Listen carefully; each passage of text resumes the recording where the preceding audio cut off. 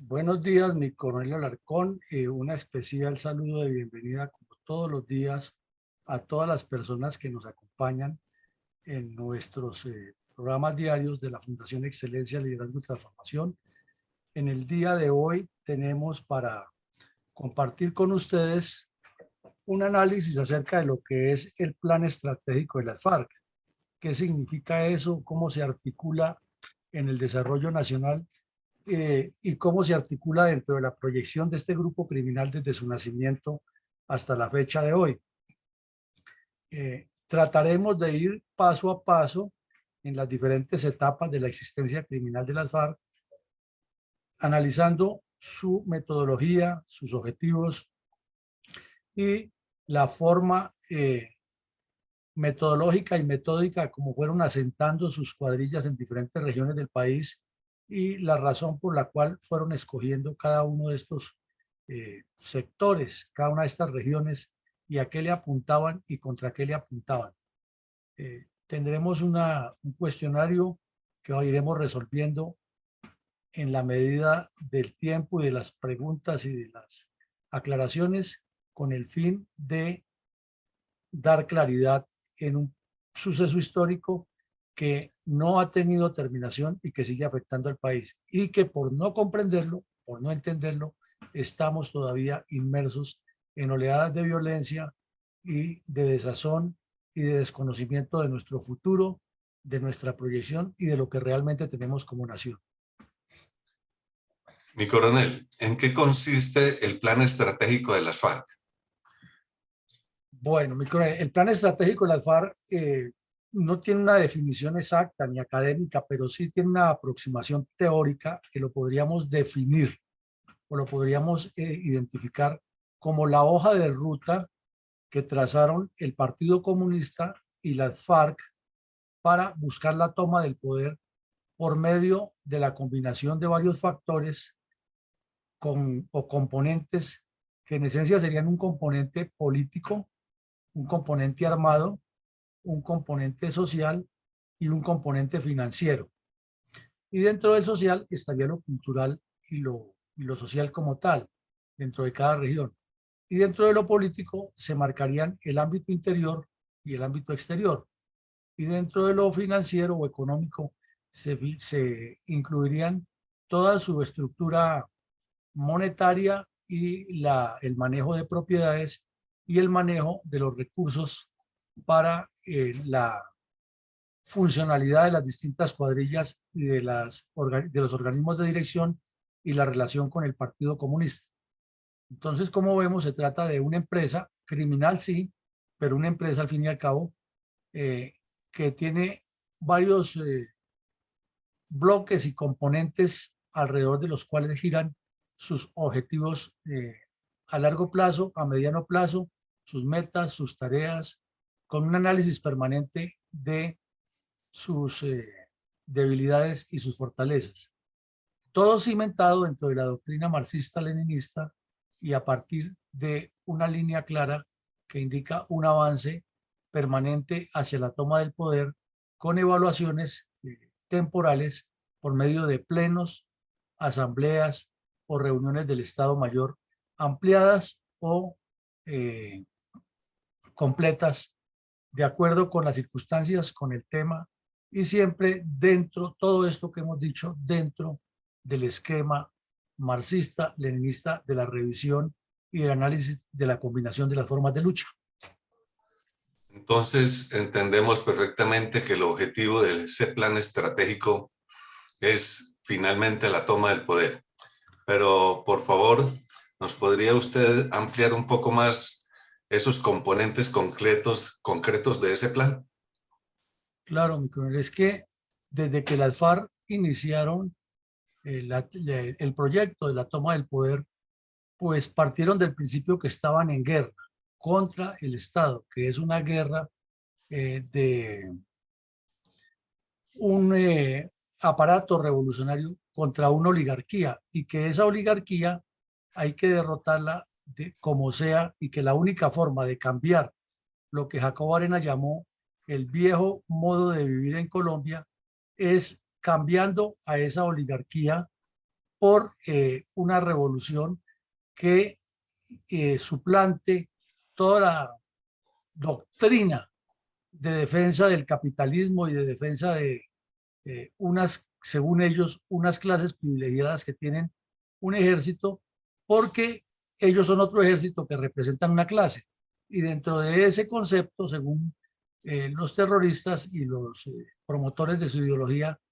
cada ejército representa una clase y ellos son un ejército que representan, entre comillas, a las clases populares para la toma del poder y la implantación de un método marxista-leninista de gobierno. Por lo tanto, esos cambios deben ser políticos, sociales, económicos, culturales, y para llegar a cada cambio de esos, pues la entidad o el organismo revolucionario que pretende hacerlos debe también actuar en consecuencia con esos preceptos y con esas líneas de acción para alcanzar la toma del poder.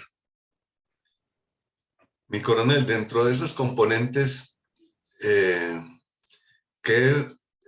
representa el componente armado de ese plan? Pues el componente armado es el crecimiento, dijéramos, el crecimiento cualitativo y cuantitativo de las cuadrillas o de los frentes y bloques de frentes, como los llaman dentro de su organización. Cuando estaban en el área del Caguán, o más abajo en la zona del Yarí, ocurrió un caso que queremos traerlo a colación aquí. Es que estaban en un curso de cabecillas de cuadrilla y de lo que llamaban de fuerzas especiales de las FARC. Entonces, allí le dijeron al Mono Jojoy que diera una charla a la guerrillerada, lo encargó Tiro Fijo de dictarle la charla a la guerrillerada. Y estando en esa conversación, le llegó el anuncio que estaba aterrizando en la pista un avión con un cargamento de armas. Entonces el Mono Jojoy les dijo a los guerrilleros: ¿ustedes quieren saber exactamente qué es el plan estratégico de las FARC? Entonces alguien le contestó de memoria la definición teórica que manejan dentro de las FARC. Y el Mono Jojoy le dijo: más fácil de entender. Ahorita vamos a ir a recoger un armamento que nos llega en una carga de armamento. Entonces, cuando ustedes estén frente a esas cajas, piensen que el plan estratégico lo componen en este momento varios elementos. Uno, son ustedes o somos nosotros que estamos como encargados de manejar el proceso. Dos, las armas que están ahí, que las van a tener en la mano. Tres, ¿para qué las tenemos? Y cuatro, lo que queremos lograr. De esa manera les explicó una manera muy sencilla. Entonces, yendo a la parte de la importancia y la trascendencia que usted dice del el objetivo armado, es que, como ya lo comentamos en anteriores reuniones, se cometió el error de creer en las palabras del señor Rangel, Alfredo Rangel, que se inventó que Colombia ya estaba en una guerra de movimientos y se tradujo que ya la guerrilla hacía guerra de movimientos, y hasta el general Ospina escribe por ahí en sus documentos que las FARC llegaron a una guerra de movimientos, y eso no es cierto. Una guerra de movimientos es más o menos lo que está ocurriendo en este momento en Ucrania, que una fuerza ataca a otra hasta que la desaloja de una posición, y la desalojó y se quedó con el control de eso. Que después al final de la guerra haya acuerdos o lo que sea es otra cosa, pero que la guerra de movimientos es eso: cuando una fuerza de infantería plenamente organizada ocupa un terreno, lo domina y establece gobierno. Eso nunca lo hicieron las FARC.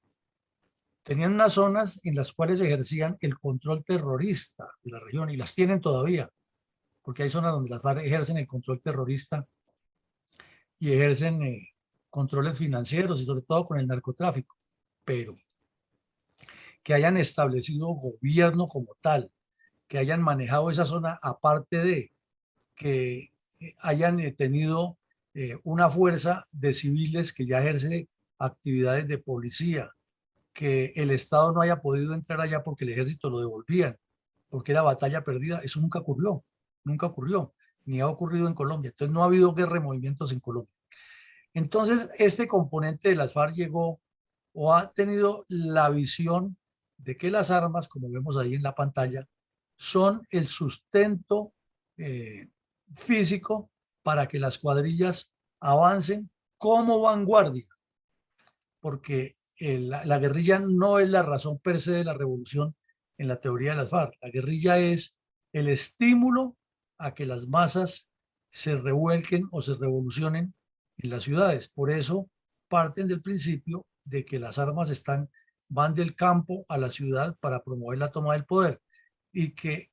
en la proporción en que van avanzando esas unidades guerrilleras hacia las capitales, se unen las masas y van llevando lo que ellos llaman la retaguardia de la revolución. Por eso hablan del 30-70, 30% armado, que es el que va adelante, y 70, que es el que hace la revolución y las transformaciones. Y esa guerrilla, finalmente, lo que se convertiría sería en un ejército del pueblo, como se llaman ellos, a órdenes de toda esa gran masa revolucionaria. Por eso Jacobo Arenas criticaba tanto que el Partido Comunista a veces se quedaba corto y no se daba cuenta que tenía un ejército de vanguardia revolucionaria. Entonces, en síntesis, las armas o los hombres armados son la vanguardia armada revolucionaria del proceso para la toma del poder.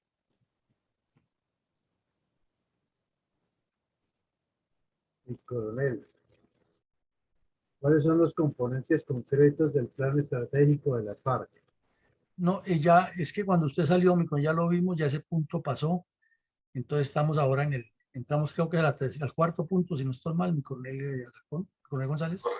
Correcto, vamos a pasar al campo, entonces ya dejamos la explicación de la parte física, material de las armas, y vamos a pasar a la parte ideológica. ¿Cuál es la relación del Partido Comunista con las FARC? Bueno, el Partido Comunista es el eje gravitacional, es el pensamiento, es el sustento ideológico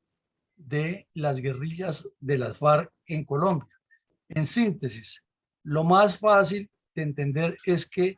el Partido Comunista es el brazo político de las FARC y que las FARC son el brazo armado del Partido Comunista. De esa manera nos quedaría fácil de entender el primer concepto. El siguiente concepto es que las FARC gravitan alrededor de un elemento o de un cambio para la toma del poder que llaman el marxismo-leninismo. Es toda una teoría, es una composición teórica del avance del proyecto revolucionario. Y quiere decir que cada uno de sus miembros es integrante de una célula del Partido Comunista. Para militar en las FARC hay que ser comunista. Así en algunas entrevistas, Tiro Fijo y Jacobo Arenas le dieran la vuelta a los periodistas y dijeran que no, que en las FARC podía pertenecer todo el que quisiera. No, eso no es cierto. El proceso de formación del guerrillero fariano tiene que tener una acumulación teórica de estructuración comunista, marxista-leninista, porque esa es su línea de fe y ese es su credo y ese es su criterio. Entonces, no puede existir alguien que tenga ideología liberal dentro de las FARC, porque precisamente en el reglamento fariano está castigado el liberalismo o los vicios capitalistas, como lo llaman ellos, como una causal de delitos de primera instancia en su terminología subversiva. También dice que en las hojas de vida, si usted revisa documentos que les incautaba el ejército colombiano en operaciones contra las cuadrillas, en los campamentos y en los sitios donde estaban estos terroristas asentados, encontraba en las anotaciones que casi siempre debían tener, por ejemplo, en la zona de Guaviare, que era muy común, con la cuadrilla Juan José Rondón, que cuidaba al mono Jojoy, tenían unas anotaciones en su hoja de vida del bandido que decía: es miembro del Partido Comunista, o lo recomienda tal persona del Partido Comunista, o integró el Partido Comunista. Y eso explica por qué todos los jefes de las FARC fueron primero miembros del partido y luego integrantes de las FARC. Y también explica que Tiro Fijo, Jacobo Arenas, Jaime Guaracas y los primeros guerrilleros marquetalianos que dirigieron toda esa forma guerrillera o de subversiva que hemos analizado ya en anteriores eventos de lo que ocurrió en el sur del Tolima y en estas regiones, todos eran miembros del Comité Central del Partido Comunista, o sea, los principales cabecillas. Ciro Trujillo fue miembro del Partido Comunista. Y también lo sabemos por la historia que hemos estudiado aquí, que es la transición que hace de la guerrilla liberal a la comunista una parte y la otra la que definitivamente se forma dentro del partido. Ahora, si miramos los documentos maestros, los documentos guía, los documentos de la historia de las FARC, ahí está siempre escrito, siempre encontraremos escrito que las FARC son partido comunista y que su línea de fe siempre es el marxismo-leninismo, y lo siguen diciendo todavía. Ahora que supuestamente se desmovilizaron, dicen que no han cambiado su ideología, o sea, no han cambiado su plan estratégico. En síntesis, siguen pensando en la combinación de las formas de lucha. Vemos que después le agregaron una sede por unas diferencias internas y por una estrategia para hacer partido comunista clandestino, que lo analizaremos más adelante, pero el plan estratégico es ese, es lo que diga el Partido Comunista y son el brazo armado, así lo nieguen y se inventen mil disculpas para lavarle la imagen a los líderes que viven supuestamente dentro de la ley, hablando de que los comunistas quieren cambios. Y la otra prueba es que casi todos los estudiantes que terminan metidos en las FARC son enviados por el partido por medio de la Juventud Comunista. Que hay unas organizaciones de fachada como el periódico Voz, que al leerlo es simplemente un órgano de difusión de las FARC permanentemente. Coronel,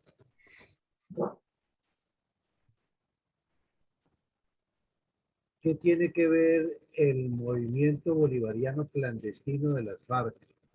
con el plan estratégico del grupo terrorista? Bueno, entonces aquí ya entramos a analizar un componente importante de las FARC, que es el famoso movimiento bolivariano clandestino. Resulta que para la época de 1970, finales de 1970, se produce lo que se llama la sexta conferencia de las FARC. Y en esa sexta conferencia de las FARC, Jacobo Arenas le plantea al secretariado de las FARC y a los que estaban reunidos ahí, todos los representantes de las cuadrillas, que no pueden seguir siendo guerrilla que espera al ejército en el monte, ni solamente depender de lo que haga el Partido Comunista en la ciudad, porque desde luego el Partido Comunista para ellos es el ente superior, es el que maneja, el que decide, el que traza la línea política. Entonces, hay que pensar en que este Partido Comunista debe tener un elemento o una figura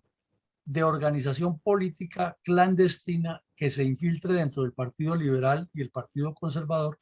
y los partidos de derecha con una ideología definida, para lo cual asumen la ideología del Libertador. Y que estos señores llegan allá y aparentemente son liberales, son conservadores, son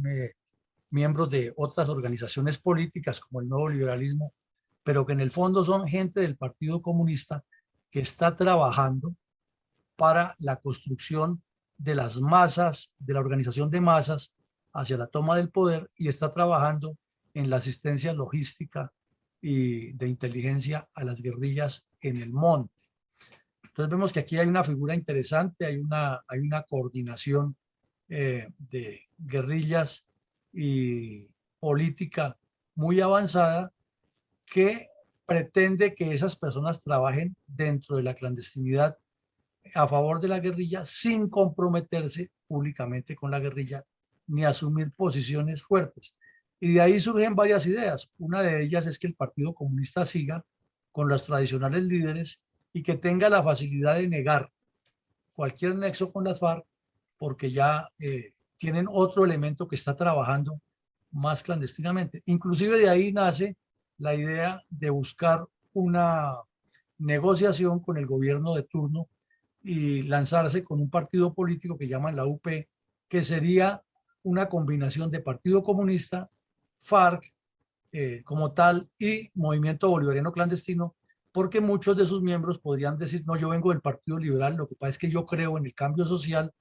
yo creo en el cambio político, pero yo soy miembro del Partido Liberal, soy carnetizado y me gustaría esta alianza. Entonces ven ustedes que es un mensaje muy bien calculado, una estrategia muy bien pensada,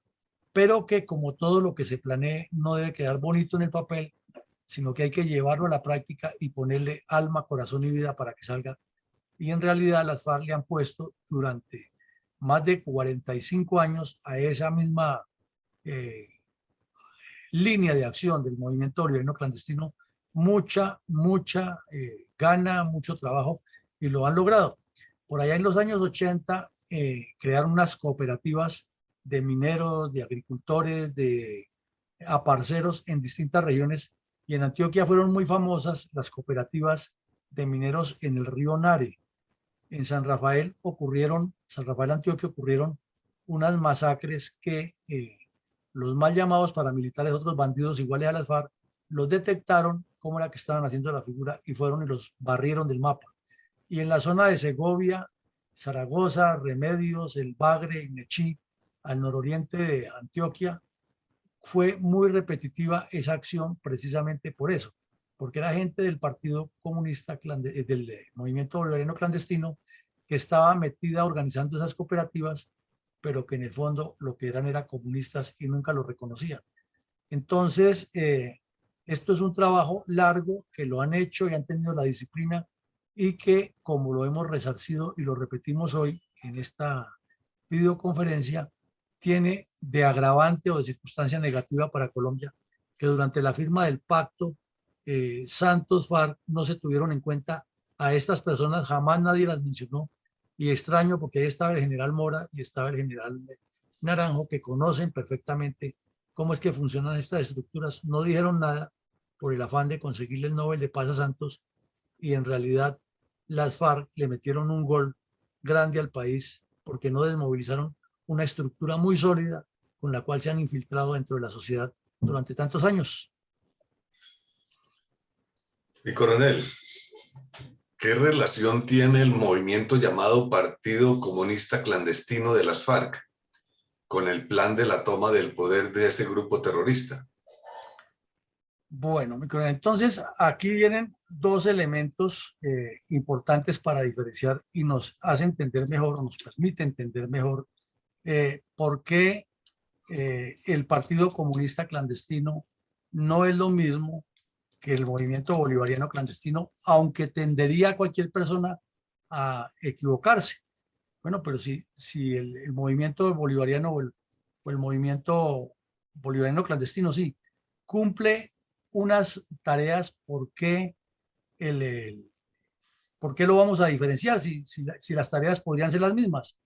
Porque al escuchar la definición suena casi igual, pero ya vamos a tratar aquí de explicarlo y veremos que no es lo mismo y por qué tiene unas tareas diferentes y una visión diferente de lo que hay que mover como guerrilla para lograr la toma del poder. Entonces vemos aquí la ayuda que nos indica qué es el Partido Comunista Clandestino. Entonces ya vimos como en la tercera, cuarta sesión que hicimos de esta memoria histórica, que estuvimos analizando precisamente los estatutos del Partido Comunista Clandestino y veíamos que el movimiento bolivariano clandestino se diferencia inicialmente en algo, es que son algunos miembros del Partido Comunista que se infiltran dentro de los partidos tradicionales, dentro de las organizaciones sociales tradicionales, y van haciendo un trabajo de zapa, de espionaje, de conversión, pero no necesariamente todos los que pertenezcan a esa agrupación son comunistas. ¿Por qué? Porque si son muy aferrados a defender las ideas, pero no pertenecen a la organización, si el Estado los captura o los mal llamados paramilitares los asesinan, entonces tienen la disculpa de que allí murió un líder social, de que hay una política sistemática de parte del Estado de exterminio contra un sector de la sociedad que reclama derechos, y seguramente no se le encuentran antecedentes delictivos a quien pertenezca a relación directa con las FARC. Y los que están haciendo el trabajo son infiltrados que lo hacen de una manera muy calculada, sin ser muy visibles, sino al contrario, muy clandestinos. Por eso es movimiento bolivariano. Y propugna por una idea bolivariana, como lo vimos ahora, de supuestamente unirse a Venezuela, a Latinoamérica, y hacer una continentalidad de la lucha. En cambio, el Partido Comunista Clandestino es una célula de militancia comunista, completamente cerrada, que en apariencia no pertenece al Partido Comunista normal, porque es clandestino. Entonces, los que están en el Partido Comunista normal, o sea, el Partido Comunista Amplio, como lo llaman ellos, pueden salir y hacer propaganda, promover un poco de cambios, promover lo que dice su línea ideológica. Este Partido Comunista Clandestino está completamente en la sombra, no se hace visible. Trabaja directamente con los cabecillas de bloque, así lo establece su estatuto. O sea, ellos ni siquiera trabajan con los cabecillas de frente, sino con los de bloque, los de mayor nivel. Y se dedican a trabajar toda la línea radical del movimiento en la educación política, en la organización, en las finanzas y en la asistencia a las cuadrillas guerrilleras. Y el militante clandestino trabaja dentro de la sociedad, pero no hace el mismo trabajo del bolivariano de hacerse un poco más cercano, sino que su trabajo es con fines específicos, con conseguir información, con sabotaje. Ahí tuvimos en un caso muy sonado que fue en Antioquia, el de un sujeto que estaba infiltrado en las altas dirigencias de EPM y era el encargado de pasar toda la información a las FARC relacionada con EPM para que las cuadrillas actuaran. Entonces vemos que la diferencia es grande, que no se relaciona uno con otro. Inclusive dentro de una estructura es posible que haya infiltrados del Partido Comunista y del movimiento bolivariano clandestino, pero ninguno de los dos se relacionan para nada, sino cada uno hace su trabajo y en lo posible es mejor que ni se conozca. Entonces ahí está la diferencia del Partido Comunista Clandestino con el movimiento bolivariano clandestino. Y como lo vimos, ese día tiene toda una reglamentación estatutaria, les aplican, esa es otra diferencia, al que pertenece al Partido Comunista Clandestino, le aplican el reglamento fariano en toda su extensión y las sanciones son iguales que las de un guerrillero combatiente. En cambio, al del movimiento bolivariano clandestino, mientras no sea miembro del Partido Comunista Colombiano, mientras no tenga alguna militancia en las FARC, pues lo mejor es expulsarlo y no tenerlo en cuenta ahí, porque ellos son, entre comillas, una organización social amplia que trabaja es para extender la idea revolucionaria. Entonces, mientras el uno hace un trabajo específico a favor de las FARC con objetivos muy concretos, que es el Partido Comunista Clandestino, el movimiento bolivariano lo que hace es un trabajo de difusión, de multiplicación y de acercamiento de las masas a la guerrilla. Todas esas actividades las dirigían en su momento Alfonso Cano, Pablo Catatumbo, Pastor Alape, Timochenko, Raúl Reyes, este otro Iván Márquez. Es decir, el secretariado era el encargado de dirigir eso y su comunicación era permanente para ir reevaluando los procesos. En cambio, el movimiento bolivariano clandestino sí tiene relación directa con los frentes, con la militancia de base y es un poco más abierto en esa información, aunque se cuidan, lógico, compartimentando, cada quien manejando la información. ¿Qué tienen que ver las milicias bolivarianas con el plan estratégico del grupo terrorista? Bueno, entonces vemos que estas milicias bolivarianas de las FARC son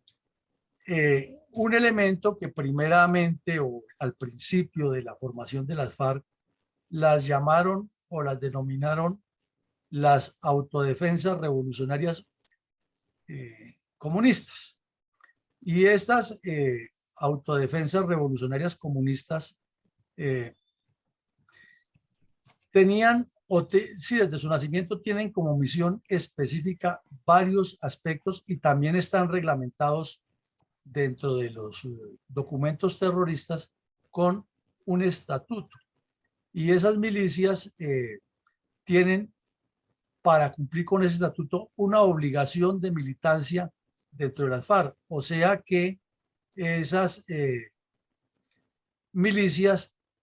o a esas milicias se les aplica el estatuto fariano, se les aplica el reglamento fariano, pueden ser miembros del Partido Comunista Clandestino, aunque su nivel académico debe ser superior y diferente para ser del Partido Comunista Clandestino. En cambio, el miliciano bolivariano puede ser un campesino que está ayudando a la guerrilla. ¿En qué consiste en la parte rural una milicia bolivariana? Es que una milicia bolivariana para las FARC son como los ojos y los oídos de la cuadrilla, porque son campesinos que los escogen por su habilidad para ser líderes comunitarios, los entrenan, los orientan, los capacitan en técnicas de guerrilla, en técnicas de inteligencia, en técnicas de organización comunitaria, en técnicas de apoyo subversivo clandestino a los movimientos guerrilleros, etc. Y cuando son urbanos, los vemos aquí en la Universidad Nacional, hasta uniformados con capuchas y portando banderas y portando pendones, con la complicidad de estudiantes y directivos que no llaman a la policía para que los capturen, con el argumento de que la Policía Nacional no debe entrar al centro académico. Pero fundamentalmente, ¿qué tareas cumplen? Tanto en lo urbano como en lo rural. Lo que ellos llaman la conspiratividad y la clandestinidad. Entonces el miliciano tiene muchas tareas que desarrollar y están reglamentadas también o están escritas en su reglamento de milicias bolivarianas, más las que le asignen los cabecillas de frente. Entonces, por ejemplo, una milicia bolivariana tiene la misión de organizarse dentro de una región con un sistema de comunicación que sea ágil para que cuando haya presencia de la tropa, inmediatamente los delate y la guerrilla se pueda mover o pueda montar una emboscada o pueda buscar un sitio más ventajoso para en caso de que se presente un combate o simplemente para eludir el combate. Entonces, esa milicia bolivariana está organizada, tiene armas de la organización. El miembro del Partido Comunista Clandestino no necesariamente está armado, unas veces sí, otras no. El miembro del movimiento bolivariano clandestino, en lo posible que nunca esté armado para que no se comprometa con nada. En cambio, el miembro de la milicia sí está armado, es un guerrillero. Lo que pasa es que está viviendo dentro de la población civil y tiene otras tareas. Tiene que saber de explosivos, tiene que saber de inteligencia, tiene que saber de técnicas de conspiratividad, tiene que tener una historia ficticia, una fachada permanente para disimular lo que hace, debe participar en todas las reuniones del frente. En cambio, un miembro del Partido Comunista Clandestino no participa en todas las reuniones del bloque de frentes, y el miembro del movimiento bolivariano tampoco, pero está recibiendo órdenes para lo que tiene que hacer. O sea, digamos de manera más concreta que un miliciano bolivariano es un guerrillero, solo que cumple unas misiones diferentes al guerrillero normal. El miliciano bolivariano también participa en muchas ocasiones en las acciones armadas. Por ejemplo, si van a asaltar un pueblo y es una persona que tiene habilidades para el combate, que se mueve bien, que se sabe arrastrar bien, que maneja bien las armas, lo pueden incluir dentro de un grupo de asalto o dentro de un grupo de choque o de seguridad. En cambio, el miembro del Partido Comunista Clandestino o del movimiento bolivariano no va por allá. Tendría que ser algo muy extraordinario para que vaya, y más bien iría haciéndose pasar por periodista o por miembro de una organización de derechos humanos o observador internacional o escritor que va a construir lo que pasó, como los que ya conocemos que militan ahí, que como dice la Biblia, por sus hechos los conoceréis. Entonces son niveles diferentes. El miliciano bolivariano tiene en su haber, ha cometido delitos, inclusive muchas de las emboscadas que le ponen a las tropas con las famosas minas quiebrapatas y todos esos que sembraban las minas y que ahora todavía está el gobierno pagándoles para que las desarticulen, son miembros de las milicias bolivarianas que desafortunadamente tampoco se desmovilizaron en Cuba, y ahí todavía sigue siendo más grave, porque ¿cómo es posible que el general Mora y el general Naranjo conocían perfectamente al detalle qué es la milicia bolivariana y las FARC? Ni siquiera mencionaron eso en Cuba, y las FARC menos lo mencionaron, y jamás quedó en el acuerdo escrito qué pasaba con esos milicianos, cuántos eran, dónde estaban, qué armas tenían. Y otra tarea muy importante que cumplen los milicianos son los encargados de las caletas. Cuando un miliciano ya tiene 10, 15 años de militancia y ha demostrado lealtad al movimiento, le entregan responsabilidades grandes como el manejo de las caletas, donde guardan los explosivos, las armas, inclusive en algunos casos hasta dinero o droga, pero nunca se tocaron, nunca se movieron. Y hay algo muy importante, es que los milicianos son los encargados de promover las marchas en las cuales sí participa gente del Partido Comunista clandestino y del Movimiento Bolivariano clandestino, que llegan a arengar y que en apariencia no tienen nada que ver con el grupo armado. Pero en cambio las milicias son los que los organizan.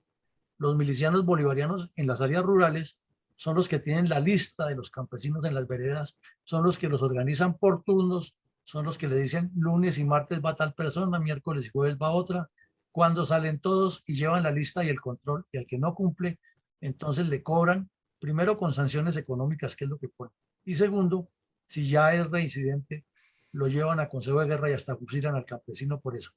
Entonces vemos que en este momento que las FARC son fuertes con el narcotráfico, o en el control de las zonas del narcotráfico, las milicias bolivarianas que nunca se desmovilizaron son las que les han garantizado esa subsistencia. Y vemos algo que nos deja pensando hasta dónde el Partido de los Comunes o las propias FARC se desmovilizaron, y es lo siguiente. En la guerrilla se considera que quien abandona la lucha armada es un traidor, y no hay una sola forma de cobrarle ese delito. No hay más, una sola forma, y ustedes ya saben cuál es la ejecución, el fusilamiento, o lo que llaman ellos rimbombantemente la justicia revolucionaria. Entonces nos deja pensando lo siguiente para el análisis. Si las milicias bolivarianas son las que aplican todo eso y las que tienen el control de las zonas donde delinquen estos tipos, y consideran que todo el que se desmoviliza es traidor, entonces si Timochenko y de estos bandidos que encabezan las FARC se hubieran desmovilizado, como dicen, y ya no, y hubieran renunciado completamente a la lucha armada, pues uno supone que serían objetivo de estas milicias en las zonas donde se mueven, y resulta que van por allá a hacer política y no les pasa nada, antes al contrario se encuentran con todos con pinches. Entonces, ¿a qué estamos jugando? ¿Qué es lo que está pasando ahí? Que ha habido vendetas entre ellos, pero ya es problema de narcotráfico.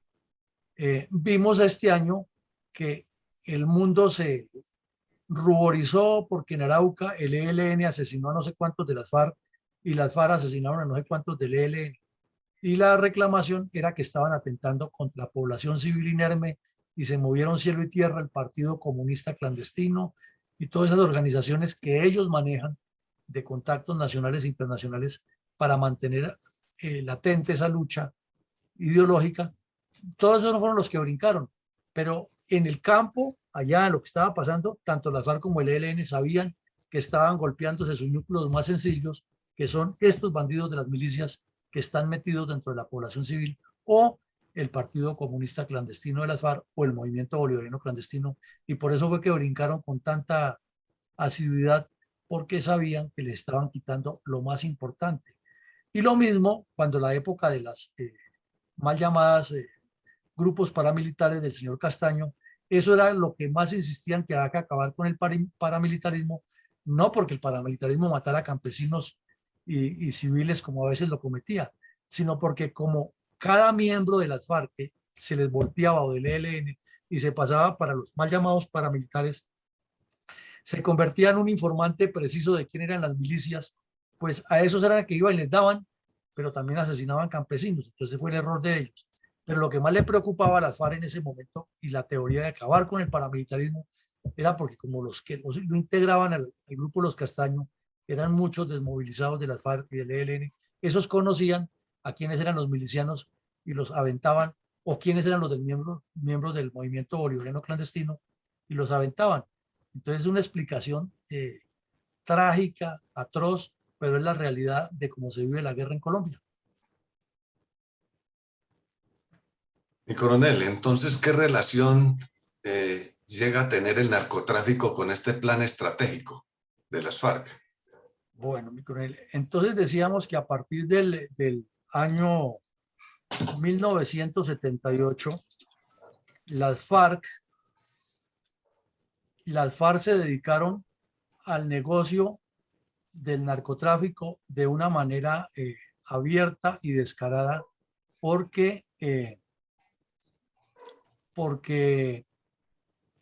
aquí se me cerró esto,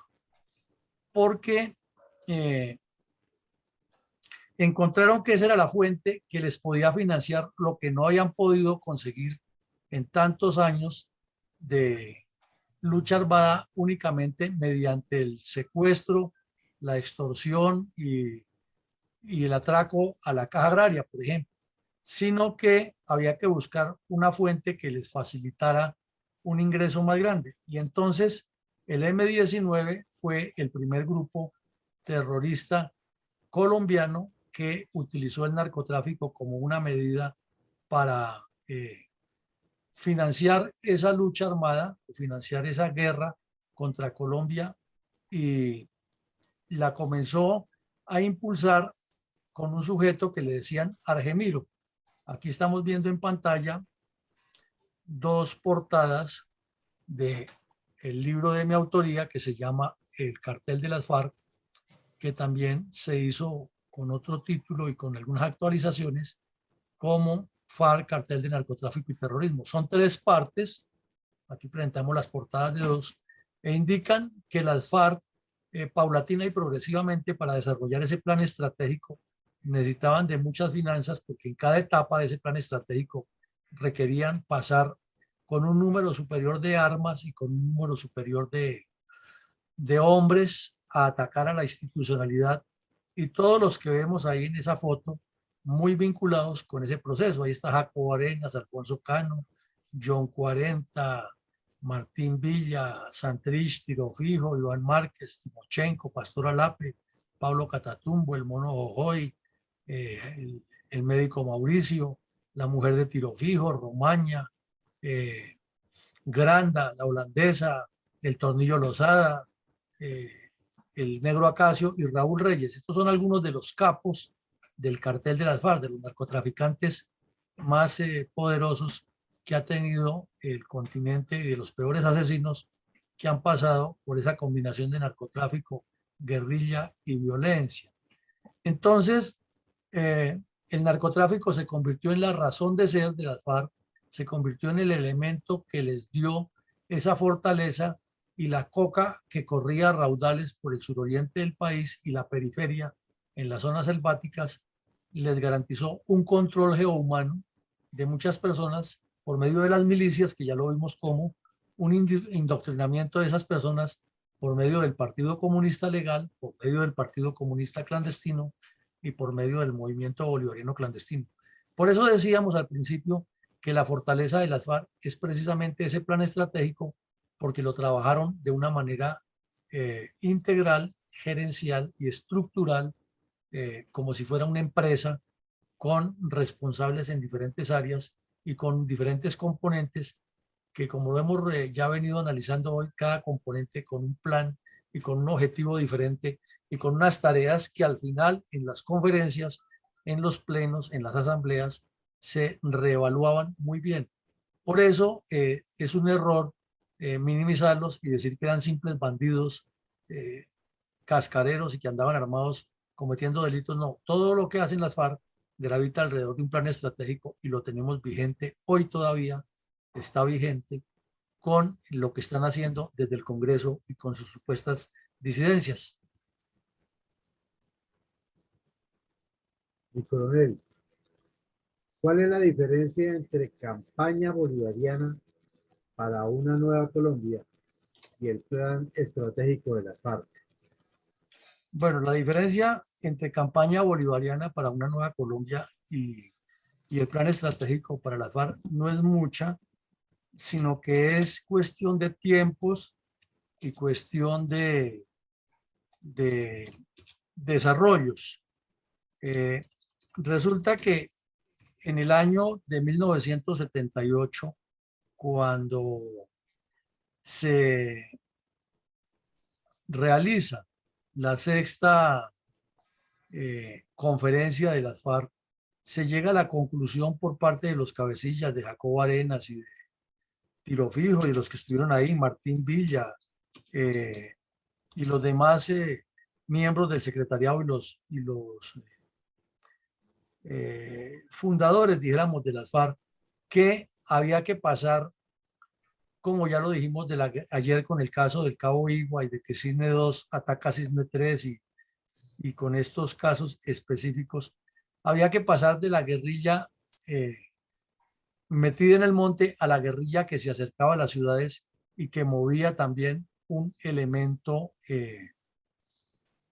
político organizativo que en lo posible fuera un partido. O sea que había que pensar desde ya que si el gobierno colombiano les daba la gabela de negociaciones, ellos pasaban a la lucha con un partido político del cual sacrificarían a esos, precisamente a esos que integran el Partido Comunista Clandestino o los que integran el Movimiento Bolivariano Clandestino, para ser más específicos. Entonces, esa campaña bolivariana trazó unos objetivos para que en el año de 1989 se tomaran el poder. Y hubo en la séptima conferencia, que fue en 1982, aquí en la Quebrada de la Totuma, Vereda del Arroz, área rural de Bogotá, muy cerca de la capital, pero difícil de llegar porque es zona escabrosa y no tiene carretera hasta allá. Se reunieron todos los cabecillas de las FARC en la asamblea de la séptima conferencia y analizaron el plan para la toma del poder. Y entonces ya le dieron el nombre concreto, Campaña Bolivariana para una Nueva Colombia. ¿En razón a qué?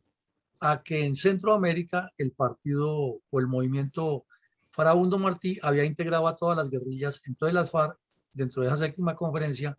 una de sus conclusiones es llegar a la toma del poder uniendo a todos los grupos guerrilleros, todos, pero que las FARC los encabezaran, claro, y que se sometieran a la disciplina fariana. Entonces este señor que vemos en la foto, Jacobo Arenas, fue el dinamizador de esa campaña bolivariana para una nueva Colombia. Y fue cuando Tiro Fijo apareció nuevamente ante las cámaras, otra vez de la televisión francesa, 20 años después de lo de Río Chiquito, y apareció diciendo que las FARC necesitaban 36.000 hombres y que iban a colocar 36.000 hombres alrededor de Bogotá. Y en ese plan o en esa campaña hablaban ya de tener hasta aviones y algo de fuerza naval para atacar a Colombia. ¿Y por qué se emocionaron tanto? Porque vieron el crecimiento del narcotráfico, vieron cómo Pablo Escobar se había hecho rico de la noche a la mañana y ellos consideraron que el narcotráfico era su fuente principal y que había que pasar a una guerra de infantería ligera, no de posiciones, que eso es un error porque no lo hubo. Y fue esa etapa en la que se lanzaron a asaltar municipios y a incrementar las acciones delictivas entre los años 80 y 90, pero del dicho al hecho hay mucho trecho y al llegar al año 89 no pudieron, a pesar de que hicieron varios plenos ampliados, a pesar de que trataron de recoger toda la guerrillerada, como decían ellos, de la coordinadora guerrillera Simón Bolívar y otros grupos, y actuaron en consonancia con ellos, pero eso definitivamente no les funcionó. El M-19 se desmovilizó, César Gaviria les jugó con 2 cartas y les ordenó sacarlos de la Uribe. Vino ya la creación de las brigadas móviles, se mejoró el servicio de inteligencia en las fuerzas militares y la policía. Entonces todo ese impulso lo perdieron y llegan al año 93 a hacer la 8ª conferencia, y también es bolivariana, pero ya le quitan el nombre de Campaña Bolivariana para una Nueva Colombia y lo dejan simplemente en nuestro plan estratégico. Y entonces hacen unas recomposiciones, unas de ellas que llegan a la conclusión de que los 5 o 6 cabecillas del secretariado de esa época, después aumentaron a 7, no pueden estar reunidos en casa, igual que en Casa Verde, porque en caso de un ataque igual, habida cuenta de que las fuerzas militares han mejorado su capacidad operacional, entonces no pueden estar reunidos porque de pronto los desaparecen a todos y se distribuyen por diferentes bloques, y cada cabecilla de bloque es un miembro del secretariado y se reúnen únicamente cuando Tiro Fijo lo disponga o las necesidades lo dispongan. Y ahí, a partir del año 93-94, se lanzan ya a la guerra abierta, que repito, no es de posiciones, sino es una guerra de infantería ligera contra unidades indisciplinadas o insuficientes para arrasarlas y para arrasar los poblados y crear en el país esa sensación de que están gobernando, además del control del narcotráfico, el incremento del secuestro y el incremento de la extorsión, de la minería ilegal, de las inversiones, de conseguir réditos, de hacer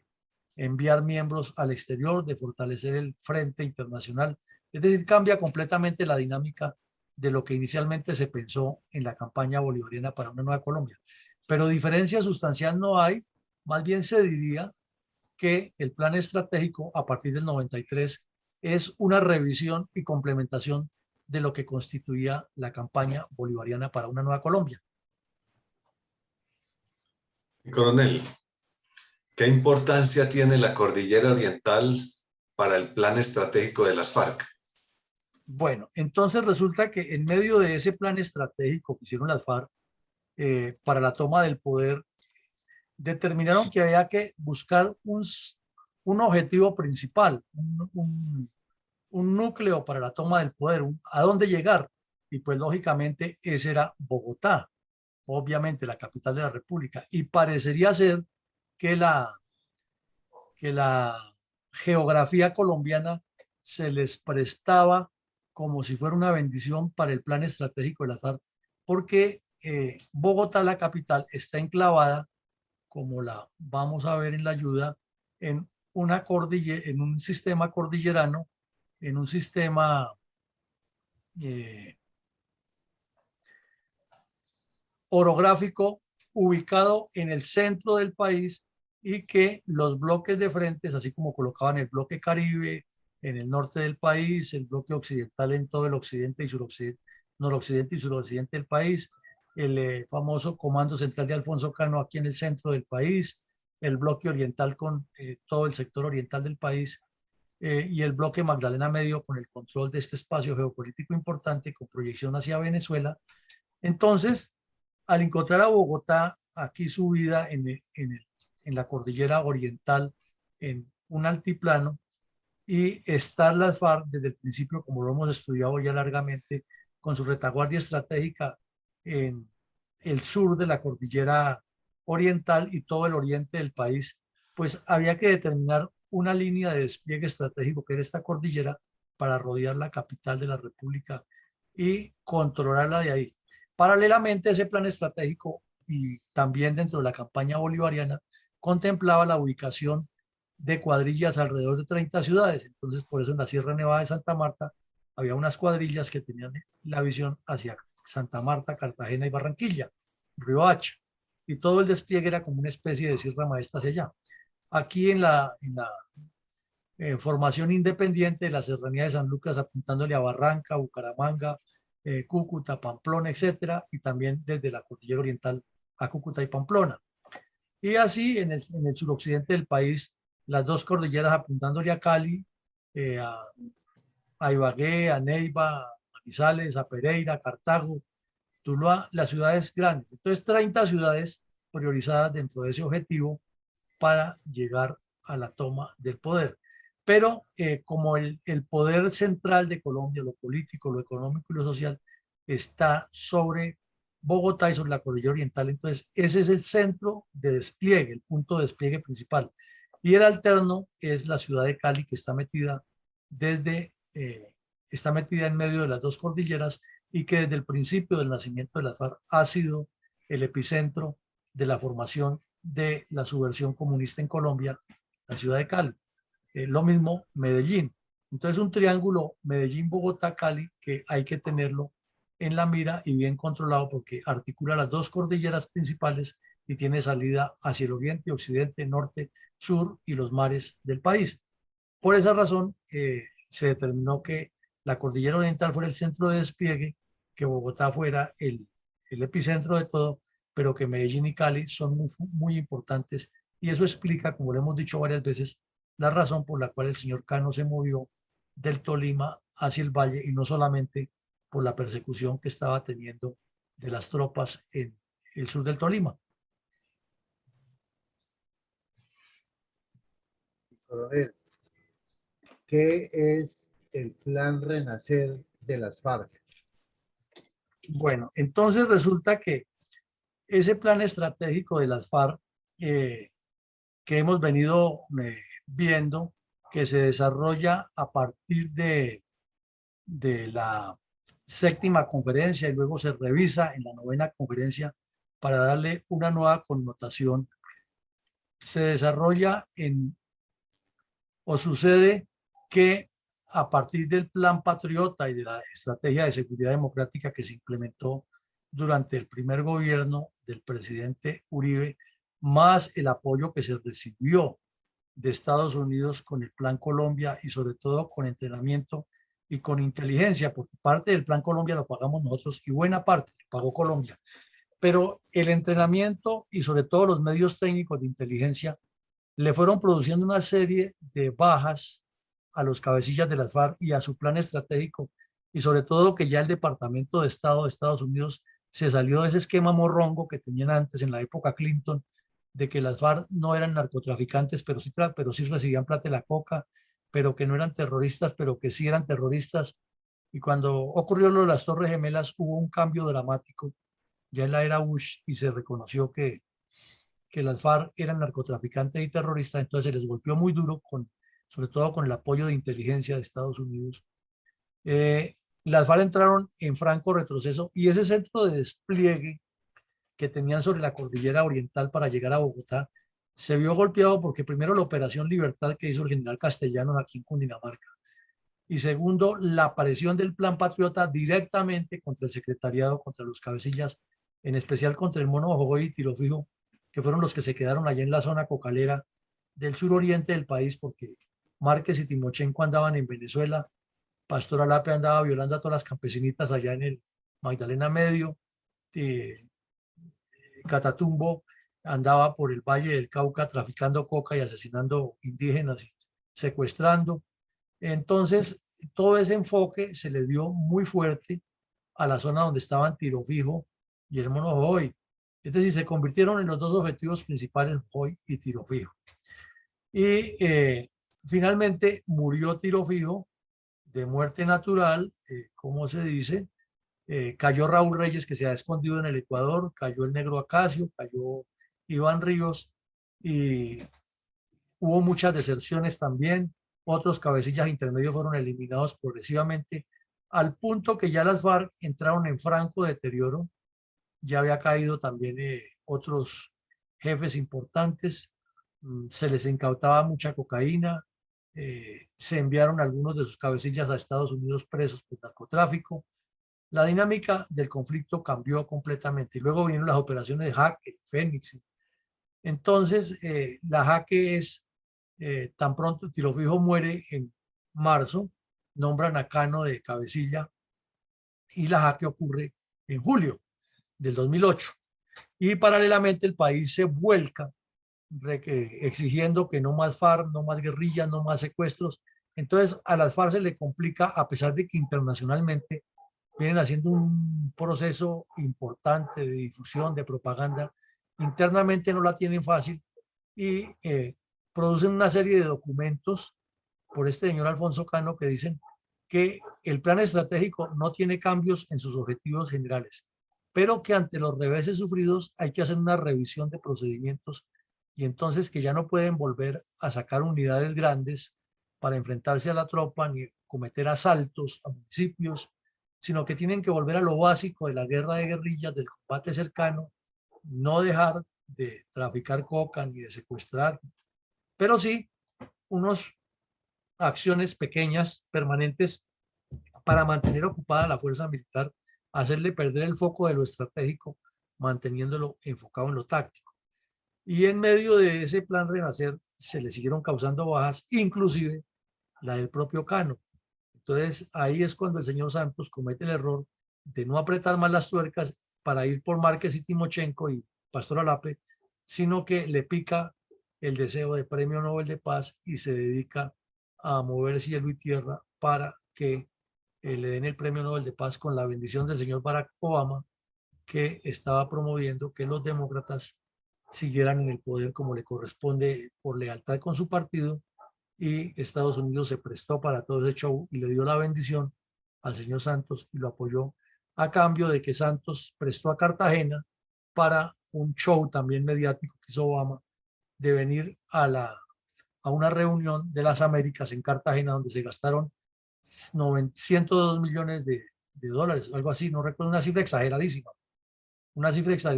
gastó Colombia y le preguntaron a la muy inteligente canciller que cómo se justificaba todo ese gasto y la señora Holguín contestó con una respuesta de esas típicas de sus neuronas. Pero ¿de qué se quejan si estaban planeados 102 y se gastaron nomás 95? Recordemos que el escándalo fue en esa época que a cada periodista que le están pagando por su medio internacional a que venga a cubrir eso, le dieron casa, carro y beca en Cartagena. De hecho, casi les ofrecen nacionalidad y casa propia para que tuvieran apartamento de descanso en Cartagena, con tal de que cubrieran esa cumbre como lo máximo que ha hecho el señor Santos de abrirle espacio al señor Obama para su reelección. Entonces, Estados Unidos hizo el show y después cuando se cumplieron los 15 años del Plan Colombia, nos habían dado no sé cuánto dinero en ese plan y el solo viaje de 2 aviones llenos de gente que llevó Santos allá costaba casi lo mismo que lo que se ha invertido en el plan en tantos años por parte de Estados Unidos para hacer el show de celebrar con Obama. Y llegó hasta el ridículo de que Martín Santos, el hijo de Santos, necesitaba 7 escoltas para moverse por las calles de Washington de paseo. Increíble, pero todo eso pasó. Entonces, tenemos en conclusión que el Plan Renacer fue una reedición del sistema antiguo de las FARC acomodado a las conveniencias que tenía el grupo terrorista ahora, pero que no mueve en un ápice lo que es el plan estratégico, como no lo movió tampoco el plan estratégico, el pacto que hicieron en Cuba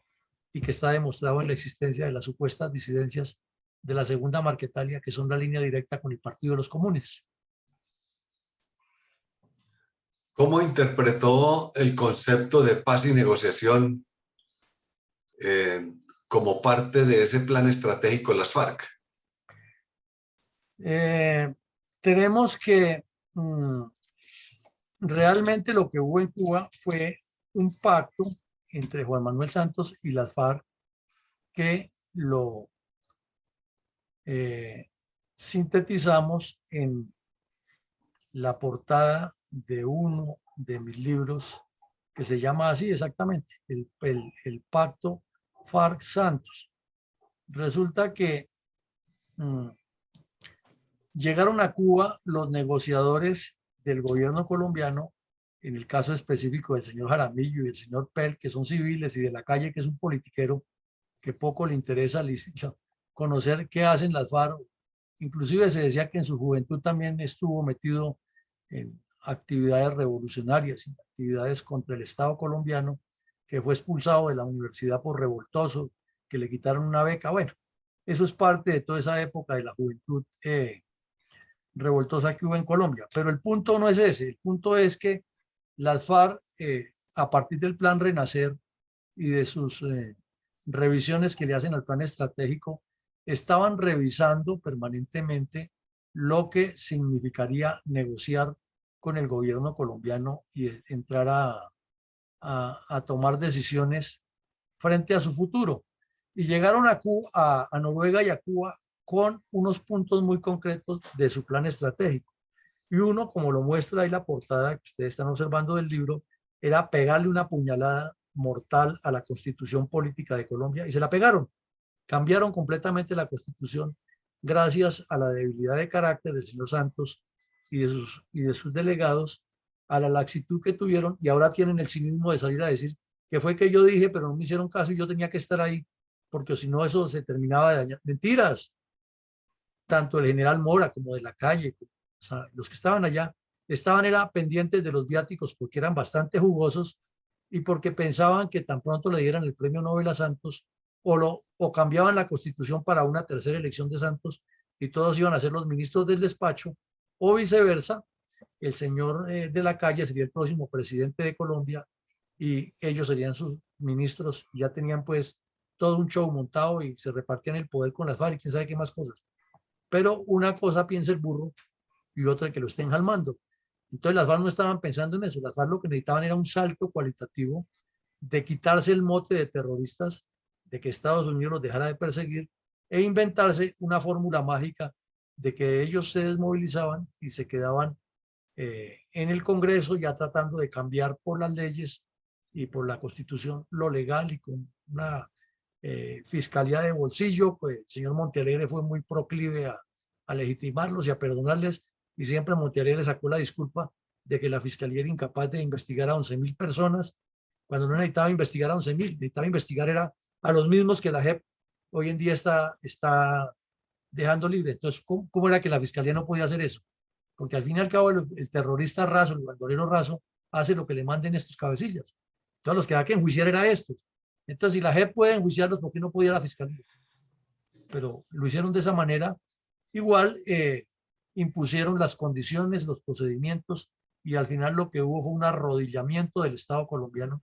ante estos delincuentes, y ya Alfonso Cano no vivía, pero se salió con la suya en lo que dejó escrito en su plan Renacer, de la guerra de guerrillas, de las milicias, del grupo, del movimiento bolivariano clandestino, del Partido Comunista Clandestino, que repito, en este pacto, si ustedes lo revisan, las 310 páginas o leen este documento, este libro,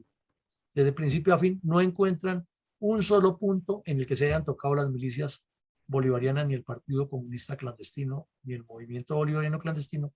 que, como nos queda claro en el día de hoy, son el eje del plan estratégico y son los que han mantenido vivo ese plan estratégico. Entonces, esa fue la errática y errónea visión que se tuvo en Cuba de negociar el pacto FARC-Santos, que tanto daño nos está causando y seguirá causándole al país. Coronel, ¿qué ganaron las FARC dentro de su plan estratégico con el pacto firmado con la administración Santos? Pues ganaron muchísimas cosas. Ganaron tener un grupo de congresistas que son ahora los honorables congresistas. Ganaron tener al país engolosinado con una justicia especial para la paz, que más bien se debería llamar justicia especial para pedófilos o para las FARC, porque eso es lo que hace esa justicia. Ganaron que nunca entregaron los bienes, nunca entregaron a los cabecillas de las milicias y las redes clandestinas. Ganaron en que nunca devolvieron a los menores. Ganaron en que se inventaron unas zonas transitorias que eran por 6 meses y ya van para 6 años y ahí siguen. Ganaron el control del narcotráfico, porque hoy en día las FARC controlan el narcotráfico. Ganaron el reconocimiento de que la protesta social, entre comillas, es la forma de reclamar por medio de la violencia, y ellos no tienen nada que ver. Es que la juventud se riega y parece con las palabras del sargento Chalaya en el Congreso, hablando igual que las FARC. Es que son los jóvenes que protestan contra un Estado represivo, pero no dice que son los terroristas los que financian a esa gente para que van a destruir el país. Nunca dicen eso. ¿Qué relación hay entre las marchas violentas y este plan estratégico de las FARC? Pues la relación es total. Es una relación orgánica, es una relación funcional, es una relación de finanzas, es una relación de objetivos, porque lo que están buscando ahora es mantener, o ganaron lo que no tenían antes, que lo veíamos al principio, que consiste en que las masas son la revolución como tal, o sea que las guerrillas son apenas un estímulo. Entonces lo que estamos viendo es que lograron pasar de que la guerrilla sea el estímulo a que esas masas supuestamente independientes, como dice mi sargento Chalá, que son jóvenes, que pobrecitos, que se mueren de hambre, que se les salen las lágrimas de ver lo que sufren, y no les salen las lágrimas cuando esos jóvenes pobrecitos asesinan a los policías y los queman vivos, etcétera. Entonces ganaron eso las FARC porque lograron convertir en lo que querían siempre, que el pueblo supuestamente se alineara con la revolución, y que esa revolución la llevaran a cabo por medio precisamente de las masas que salen a las calles a protestar y a reclamar contra un gobierno injusto y un gobierno que promueve el paramilitarismo y que destruye los valores de la juventud y que está sometido a los dictados del Pentágono y que hace parte de la oligarquía estadounidense, y todos esos cuentos que ya manejan muy bien en su teoría. Entonces, la línea, la relación orgánica, la relación directa de esta primera línea es muy umbilical con las FARC. Ahora, que todos los jóvenes que están ahí no están metidos, pues claro, porque está aplicando el mismo precepto de milicias bolivarianas, de movimiento bolivariano clandestino y de Partido Comunista Clandestino, que son los que están manejando la cosa, los que promueven para que otros se maten. Y volvemos al principio de la técnica de Jacobo Arenas de mover mucha gente en la Unión Patriótica para que los mataran y luego tener la disculpa de que el pacto de paz no funcionaba porque estaban asesinando a los líderes. Y es una mecánica diabólica reiterativa.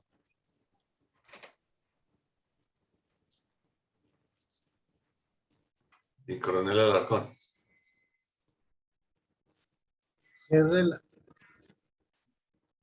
¿Qué ganaron las FARC?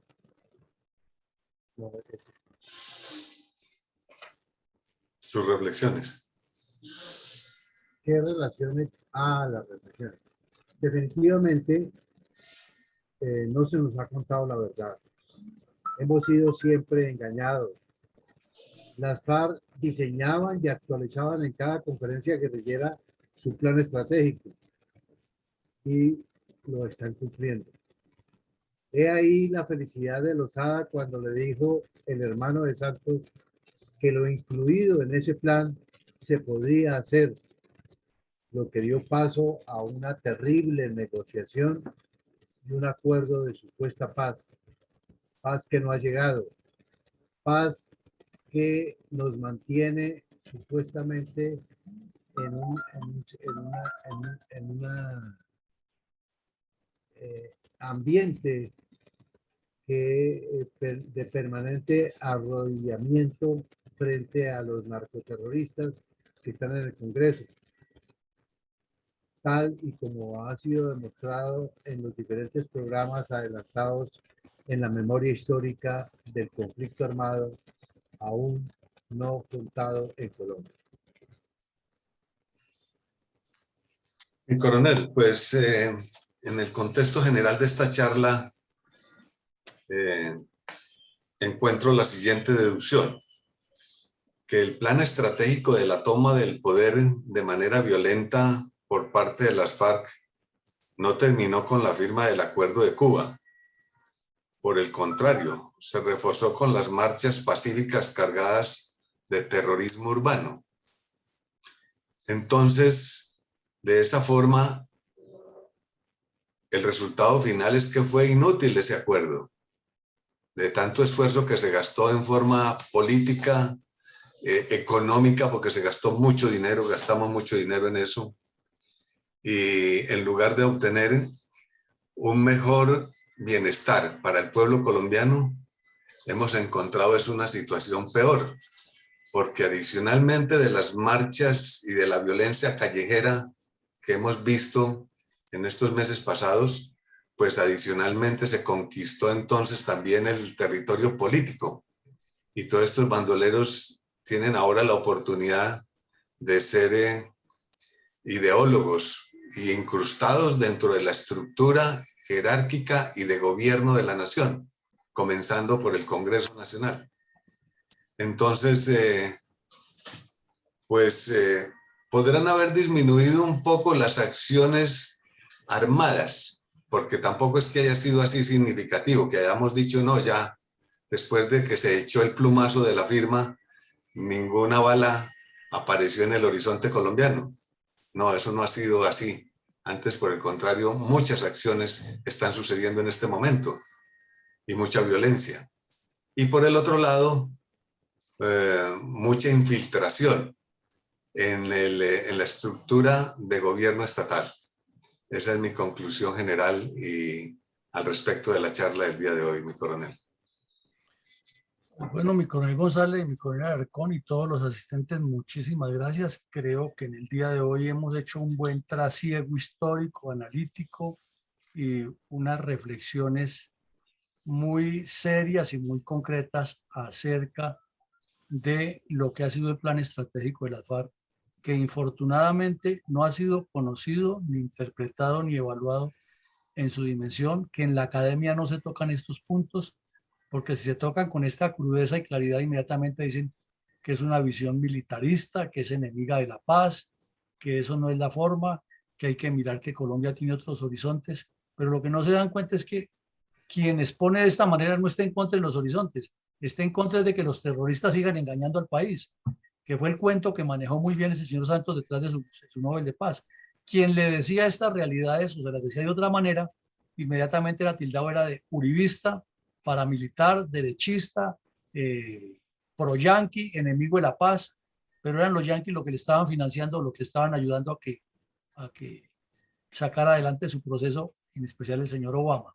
Entonces, estas realidades hay que contarlas, hay que reiterarlas y repetirlas. En el día de mañana continuaremos con otro episodio de estos aún no contados ni analizados. Para la tarde de hoy los invitamos, 6 de la tarde, continuaremos con el análisis que se ha propuesto la fundación del problema de Ucrania, que es la noticia más importante del mundo, y la fundación como centro de pensamiento, tanque de pensamiento político estratégico. No puede estar ajena a eso y hay que seguir haciendo los análisis, no solo las noticias, sino los análisis para tratar de que todos entendamos mejor esa fenomenología. Hoy vamos a ver un poco de la personalidad del señor Putin y también vamos a ver, desde luego, la actualidad analizada de cómo está evolucionando esa guerra con los corredores humanitarios y lo que las últimas noticias. Un agradecimiento, como siempre, a Café Don Manolo, que nos financia este espacio. Tenemos un problema técnico con la grabación del mensaje institucional, pero no sé si mi coronel Alarcón tenga lectura de algo que esté en el chat. Efectivamente, mi coronel, hay unos aportes de Tumbairo que dice que